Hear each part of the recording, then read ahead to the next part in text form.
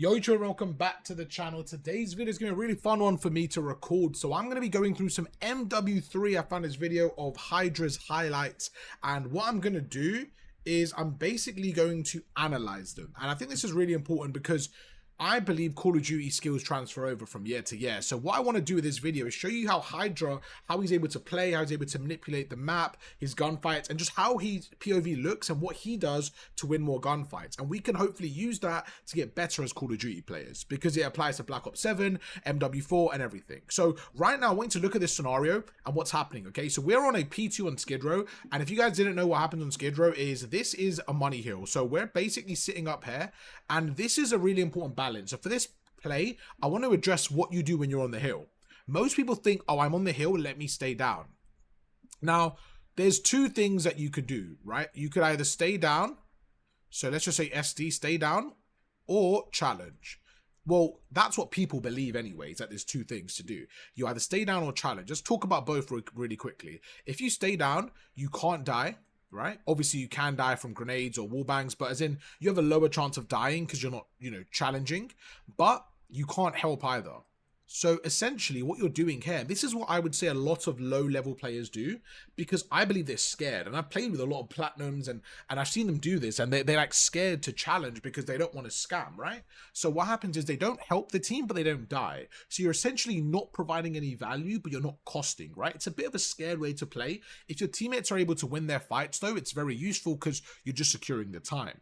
And the other side is challenging, where you're really helpful, but you're really prone to dying as well. So what I believe is what every player should be doing is somewhere in the middle where you play, okay, so you play your life, but you help out. And if you could find this balance of playing your life, but helping out. So what this means is your priority is playing your life. You cannot die, you cannot scam. However, whenever there's bits of timings where you can help out, you should try and help out. Because what this does, this adds an extra layer. Look at this. Look at number 6. He's looking over there, right? This is an opportunity. So this is time where you want to help your team out. And most people don't do this. So let's see how Hydra does it. So look, he's going to help his team. You see, he actually isn't afraid to even get off time. So look at this. He's going to help his team. But now his team's dead. He's going to play his life. He's going to center to the stairs. He's just going to watch and center the stairs. As he does that, look, he gets a kill on Priester. Going to back away. Now he's weak. He's not going to over challenge, play his life, back away, back away. I love what he does here. So again, he knows that his teammates aren't in the best spot, right? If you actually look at the minimap, number 1's pinching. He knows they're all there. Look what he does here. It's so good. He doesn't over challenge. He waits. He goes prone. They're almost not expecting to challenge now. So his timing is really good. And he can see Snoopy shooting, but I love what he does. Look, he jumps, shoots, and immediately backs away. And now that he has people here and his teammates are kind of dying, he realizes he's going to get ambushed anyways. So he actually goes from defense to offense. He's got the cruise as well, so he's okay to play for kills. And he actually just takes the fight to Slasher. And I love this play. And then he repositions. And now his teammates are on the other side. He repositions completely. And I think it's such a good play, because you're just kind of flipping the momentum. You're going from defense, you're making it offense. I just love the play. Let's see what he does in this next clip. It's going to be a control clip. Gets the first kill. So what you're going to notice in these clips is every single time he gets kills, he's going to reposition. It's such an effective way to play. I actually remember this clip. So what he's going to do is going to basically cut the lane of the map, okay? So this is just constant flow. Now, again, what a lot of people feel like, if they're in this position, I'm going to get time, right? Why not? I'm the closest to time. But what you're going to see top players do, especially top confident, aggressive players, really important players that like to cut lanes and stuff like that. Hydra is probably number 1 example of someone that loves to cut a lane. He knows, okay, the pressure is coming from the front, okay? If I stay on hill right now, my teammates are behind me. I'm the furthest pushed out. So what he's realizing is, okay, what if I actually push up and I play a better angle so I could almost stop them from coming from the front? And then one of my teammates can just get on hill. We almost replace each other. We're almost, bumping the hill. And what you're going to see is, look what happens. Number 6 gets on the time. Now, 6 actually has an extra layer of defense. And that's going to, well, 7 gets on time. 6 watches over. And now you can see we have the same similar setup, but we have more of a pushed up front. This applies to every Call of Duty. There's a time when to push up. So now he just tells his player on the hill, Skies, don't die. I've got your front. But you're going to notice Skies is just going to help out a little bit as well, not overplay it. And they end up coming through the middle area. Okay, so this is great. They end up going through it. You see the fights come through the middle now, and he's just going to keep holding the front.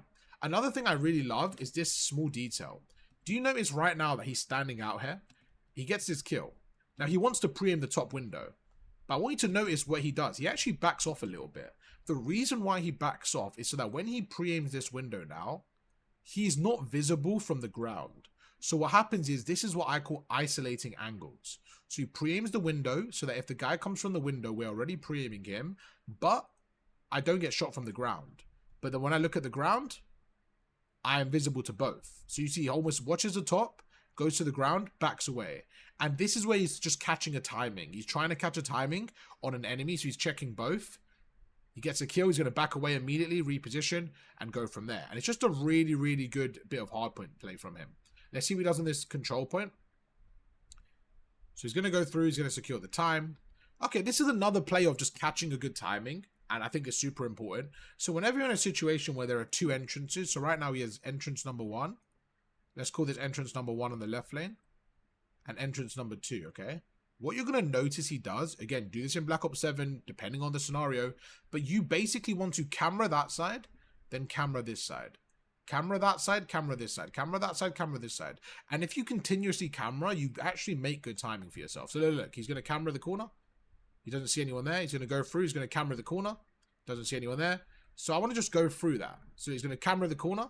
So you see he's on this side now. No one's there. He's going to go through. He's going to look. He's going to camera the corner. Jumps around the corner. Gets the first kill. Backs away. He's going to try and camera the corner. He doesn't actually camera. He shoulders it. But he's trying to clear that corner. Clears the other side. Clears the other side. And just getting that continuous timing. So you see he's actually on the point again now. I think this is a sped up clip of it. And again, don't be afraid to get out the time. I actually love this play. He's on the time. But he realizes the value of, let me just get off the time, get that kill, go back on the time. Now, this is a great play. So look what he's going to do now. He has his stun and his grenade. Same situation. He's going to, look, he's going to check the left here. Now, as he checks the left, he's going to chuck a stun on the right and a grenade. And what that's going to do is that's going to just say for the next 2 seconds, only for 2 seconds, for 2 seconds, I'm going to watch your right. As he does that, he watches the left. Then he goes right again. That's it. And one thing I love that he does as well is the little simple drop shot. It's just as he's there, as he stands, just a nice little drop shot just to mess up the opponent's centering. And it's just a great play. Great play. This was just some nerdy stuff with the wall bangs. I mean, it was a great play. Really good play. I guess the highlight from this is preparation. At the highest level, you're going to see preparations to show you what happened. If you look right now, Hydra basically wall bang. Let me show you the first kill. This isn't anything like that we could really talk about in terms of... I think the biggest thing to take away from this is just preparation. And the small details like this of what the top players do. Look at this. Hydra goes through. Their setup is very reliant on the bomb being planted on the other side. They go through. They essentially get the information. They kill Sib. Kill Simp. Now they know bomb's down. They keep the information. You see Sib's just going to play the crack at the door. And it's just about getting the information again. And you'll see as he plants again, look what happens. I think he does it again. Pretty sure. Oh, they just end up pushing him. He gets the ace there. So that's just a really, really good bit of preparation there. You see, yeah, gets killed through the wall. I believe this happens again here. There you go. So this just goes to show just preparation at the highest level goes a long way. And that's probably not something that casuals, if you're just a casual player, you're going to do. But it's something worth looking into. Maybe not that extreme, right? But things like jump shots, things like nade spots, stuff like that. Very important to just have that advantage over the enemy in preparation. Let's see what he does in this clip against Toronto Ultra. So he's going to go around the corner. And again, he's by himself here. Most people play time. He's going to be like, no, I'm not going to play time. I'm going to play the cuts. And it's just about this constant aggression. I think I remember this clip. I think I've seen this video recently, actually. Gets the first kill, repositions. So one thing I always notice about Hydra is the constant repositioning. He gets a kill, he repositions. Remember we spoke about cameraing the corner? So as he approaches this corner, look, he's going to do a little jump. His centering is right there, gets a kill. Instantly repositions. Look at that. Instantly repositions. I actually love this. Is such a, like, I would say this is a cheeky play. Sounds a bit weird. Let me show you what I mean. He's in a fight right now. He's being annoying. And then this is just pure skill. I'm not going to lie. He just goes through. He's actually looking for the player below. But he catches inside. And he doesn't even, like, he's not even, his goal isn't even to fight inside right now. Like, he's actually trying to finesse through. He's actually fighting, I believe it's Clean. Who's number 5? He's actually fighting Scrap right now. And he just goes through and he knows inside's on the right. He just does some insane centering. He actually just shits on insight and then repositions. And it's like, that's so frustrating for insight because he's fighting the other people, the other ARs. Hydra's fighting your 2 teammates and he still kills you. Then he goes across, hits a little, so he knows they're spawning on the right, so he kills insight, does again another reposition, does a bunny hop here, gets another kill, repositions again. And he's just everywhere. And then he goes through, he knows they spawn here, now he plays a creddy. So what you could take from this is just pacing. Look at that, gets a kill, doesn't sit there. As he kills him now, he repositions. He knows that they spawn here, right? So the enemies spawn here. We cleared this side, which is going to be our right. So we cleared our right. So now we're going to clear middle. And we know they're going to spawn there. Left is the pinch route. We can clear that later. That's the last route we need to worry about. So he just clears right, goes through, he's clearing middle, jump, boom, gets a kill. All right, perfect. Get a two-piece. I'm going to push up. I know they're still spawning there. You know what? I'm going to play my life here. I have the right esky now. And he's just going to hold this cross to a point where, look at his centering now. He knows they're going to run up these stairs. As soon as he runs up the stairs, look at that. Gets a kill. Immediately repositions. And the funny thing is, I have seen this clip recently. But even if I didn't, that's just what he does as a sub. He repositions all the time. He's so good at repositioning. He's so good at it. You see it, same thing in this S&D clip. I haven't seen this clip actually recently. So he gets the first kill. He goes through. He immediately repositions. His centering was just so quick here. His reaction, everything. So he sees that player on the bottom, whether a comm came through a timing or whatever. As he repositions, look at that. He centers back there, right for the head as well. So that headshot is going to give perfect damage. I don't think that's something that people look at enough. Is if you can aim for the chest and the head and you get that multiplier, look at, boom, deletes, so smooth. Just gets a couple of chest shots. As he does that, he jumps, but as he jumps, he moves his stick down. Beautiful, beautiful. Repositions again, chucks a smoke to get out of there, and it's just, look at that. He's out already, he's repositioning, and it's just superb. It really is superb. And then he's able to go through again. You see repositions now once again through a long route here. He's able to get another kill. And then he sees the last player, calls him out, and that's just GG. And it's just such a good play. It really is. Such a good play from him. And this is why I think he's so good, bro. I love this play. I want to really go through this play because I think it's such a good play. So right now he gets the first kill, okay? Immediately he gets the first kill. As he reloads, he expects the player on the left. He's going to jump, slide, challenge. Just because, again, he wants to camera the corner in case he's there. Now, I want you to pay attention to this next play. This is an amazing play. We know they're coming from the right.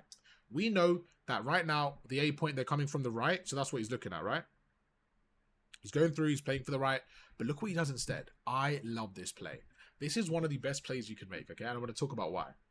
He is essentially watching this lane. So he's stopping the pinch through middle. They could still pinch through that side, but he's cutting one of the two pinches, okay? So what he's trying to do, and this is so important, he's letting the enemies push through here.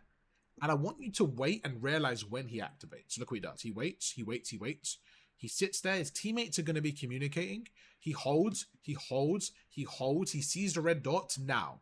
Now he sees the red dots. He knows that the timing wise, right? If they were to push through this door, they already would have pushed through, right? But they don't. So look what he does. He backs away. He repinches them. He goes around. And he almost pinches at the perfect time where he goes through. He catches one, catches two. Then he just challenges a third, immediately repositions, and look at that. He pushes up the map, and he just spawns them out. And then he just stays here pushed out again. This is honestly perfection. Perfection. He pushes them out. He spawns them further away. Now he's going to go through. Look at that. He gets another kill. He's going to back away. And this is where I think that's really interesting. He gets the other kill, right? And when he gets the other kill, he could have stayed pushed out. He decides to actually get on the time here and double stack it. And this is just, I think, the selflessness, where I think people call him selfish sometimes. I actually think that he's actually very disciplined. I think as the years go on, he actually gets very disciplined with, especially on this Nukes subliners team, I think they were very good at that, of letting him activate, but he also played the objective in terms of, like, he wasn't just going for kills, he would also kind of play for the win. And I think that was like a really good version of him. I'm not saying he's not like that now, but I think the team structure, the discipline was as highest at this New York team, in my opinion.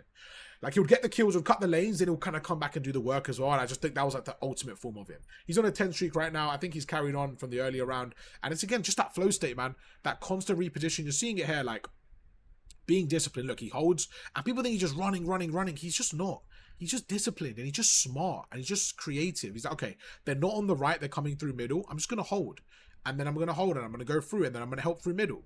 So look, he ends up going through middle. He helps. He pre-fires his first guy. Let's see what he does here. So he notices his number one's on the right, so he goes through. He gets a kill on Ghosty, where he makes him one shot. But as soon as he gets that kill again, to have the discipline to say, like, I'm one shot, I'm going to stay down. If I die, I die. But I'm just going to stay down. Look, he gets his health back. He crawls back a little bit. And then he centers up again and goes down. He gets that information, and he's able to actually wait. Look how much time he buys for Kismet. Then he's able to crawl back to the truck, the tank. And now he's behind cover.